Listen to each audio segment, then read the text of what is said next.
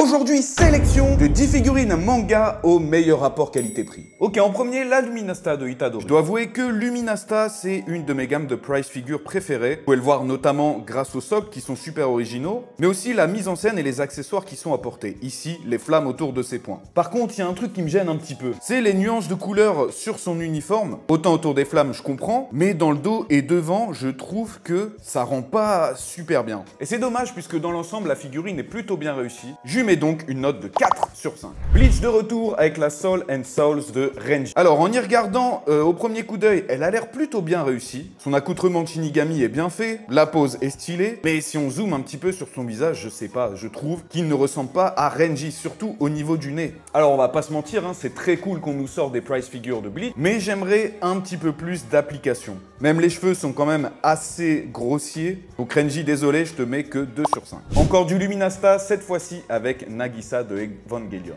Encore un socle super original. On a un petit bout là ici à rajouter, des tuyaux. Honnêtement, c'est juste pour dire de rajouter un petit accessoire, mais je trouve pas que ça ait une grande importance. Ça reste simple, mais super efficace. Les cheveux superbement bien détaillés, mèche par mèche avec des nuances de couleurs. Ça mérite son 4 sur 5. Panel et spectacle de Sakura. Vous le savez, l'originalité, c'est l'invocation derrière avec une plaque PVC. Dans l'ensemble, la figurine est bien sculptée, bien peinte. L'expression du visage est très réussie. Je dirais qu'on se situe entre celle de Naruto et celle de Sasuke, qui était vraiment la plus horrible. Un petit 4 sur 5. La Clearis de Trunks. Clearis, vraiment, c'est une gamme que j'adore dans les figurines, notamment grâce à l'effet, vous voyez, plastique transparent au niveau des cheveux, mais aussi au niveau du corps. Ça me rappelle un petit peu le plastique des anciennes Game Boy, je sais pas si vous vous souvenez. Non, puis dans cette combinaison, Trunks, il est vraiment super stylé, et franchement, elle rend parfaitement bien 5 sur 5. ADXF de Hiei de Yu Yu Hakusho maintenant. Et sans vous mentir, il n'y a pas grand chose à dire sur la figurine. Hein. La peinture est plutôt propre, surtout le fin liseré blanc autour de sa jupe. Les cheveux, c'est vraiment bien réussi, entre le blanc et le noir, c'est bien détaillé. L'épée, bon, il n'y a aucun détail. Mais alors le visage, il y a un truc qui va pas. Je trouve que ça ne ressemble pas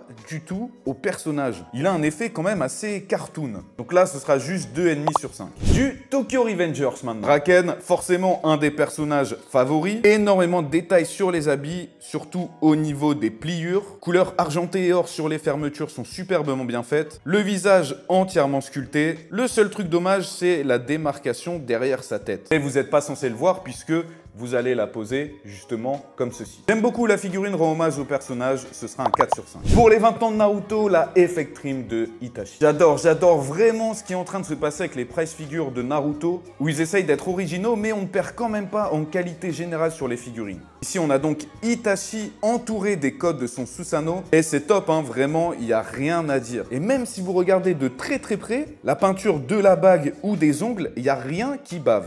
Pour moi, cette figurine de Itachi mérite son 5 sur 5.